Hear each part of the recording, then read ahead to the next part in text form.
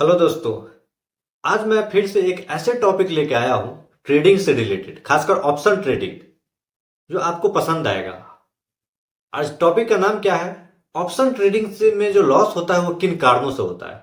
और जब आप इस पूरे वीडियो को आप सुनोगे ना, तो आपको लगेगा कि वाकई में जो ऑप्शन ट्रेडिंग में लॉस होता है इन्हीं कारणों से होता है। और ये सबका कारण, क्योंकि मेरा खुद का भी कारण यही रहा है। और मैं उम्मीद करता हूं कि जितने दोस्तों से मैं मिला हूं उसका यही कारण रहा है। इसी कारण से वो बड़े बड़े कैपिटल को खत्म कर दे गए हैं। तो दोस्तों, अगर इस चैनल पर पहली बार आए हो तो इस चैनल को सब्सक्राइब करो, बेल नोटिफिकेशन दबा लेना और इस वीडियो को लाइक करना। तो चलिए शुरू करते हैं। जब ऑप्शन ट्रेडिंग अगर आप करते हो, आपको पता है कि ऑप्शन ट्रेडिंग काफी खतरनाक भी होता है। क्विक मनी तो इसमें दिखता है कि इससे बहुत ज्यादा मैं पैसा बना सकता हूँ।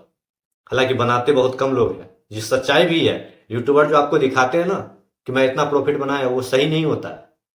स्टॉक मार्केट से मुझे जहां तक अनुभव लगा है कि पैसा अगर बनाने का सही तरीका है तो स्विंग ट्रेडिंग।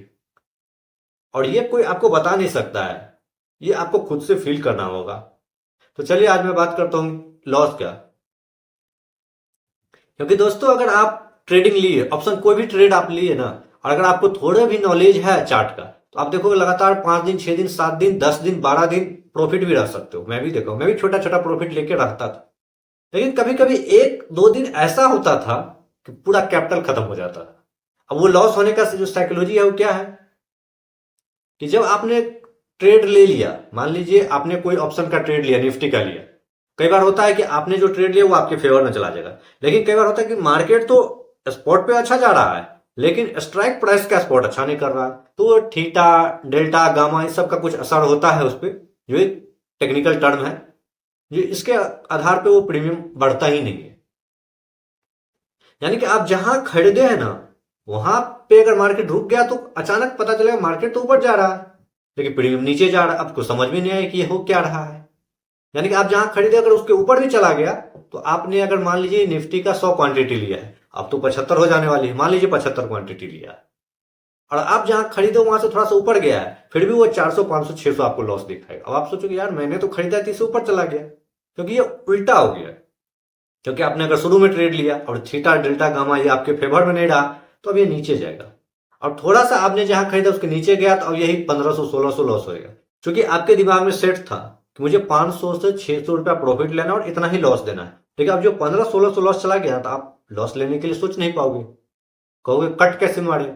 तो अब आप इंतजार करोगे कैसे ही 1000 के नीचे आ जाए। बताना ये साइकोलॉजी काम करता है कि नहीं। जब 1500, 1600 लॉस होगा ना, तो आप सोचोगे यार इतने दिन से प्रॉफिट था, अब तो 3 दिन का प्रॉफिट जा रहा है। ये सोच आने लगता है। क्योंकि आप अपने प्रॉफिट को कैलकुलेशन करने लगे। अच्छा 1000 चला गया, यार ये 3 दिन का प्रॉफिट ले रहा, 2 दिन का प्रॉफिट ले लिया, चलो ये 1000 जाता है ना तो मैं इसे कट मार दूंगा। और जब 1000 जाएगा या 1100, 1200 जाएगा, तो आप सोचोगे कहीं जाएगा 500, 600 भी चला जा सकता है। तो आपको लगेगा कि कहीं मार्केट अगर चला गया ऊपर, क्योंकि आप तो चार्ट को देख रहे हो, चार्ट आपके फेवर में चल रहा है। लेकिन अगर वो नहीं गया ऊपर और फिर वापस आ गया, तो अब आपका लॉस बढ़ जाएगा, 2000, 2500 हो जाएगा। तो अब आप सोचोगे यार 1500 आ जाए तो मैं कट मार दूंगा, 1800 आ जाएगा, 1900 आ जाएगा, 1600 आ जाएगा, लेकिन 1500 नहीं आएगा। और फिर वो वापस चला जाएगा। और आप परेशान होकर सोचोगे अब ये मार्केट डाउन ट्रेंड है, आप कट मार के दूसरा ट्रेड ले लोगे पुट साइड। आप जैसे ही ट्रेड लिए, अब वो अगेंस्ट फिर से काम करना शुरू कर दिया। आपके ट्रेड लेते ही वो ऊपर जाने लगा और आपको फिर से वही लॉस करा दिया। और खासकर ये जब मार्केट साइडवेज में आता है, उसी दौरान आप फंस जाओगे। और फिर आपका जो 10 दिन का प्रॉफिट था ना, छोटा छोटा करके जो आपने जमा किया था, वो खत्म हो जाएगा और आपका कैपिटल भी खत्म हो जाएगा। और ऐसा करते करते आपको लंबा टाइम लगेगा। तो आज जो मैं आपको कारण बताया हूं, आप मुझे कमेंट करके बताना क्या वाकई में लॉस होने का यही कारण नहीं है। इसी कारण से मैं बड़ा कैपिटल खत्म तो नहीं कर दे रहा हूं, क्योंकि मुझे लॉस समझ में ही नहीं आता है ना। अगर आपने डिसाइड किया 1000 रुपया लॉस और अचानक 1500 चला गया, तो आप सोचोगे कि 1000 रुपया आए तो मैं खत्म करूंगा, लेकिन वो 1000 आता ही नहीं है, वो वापस चला जाता है 2500।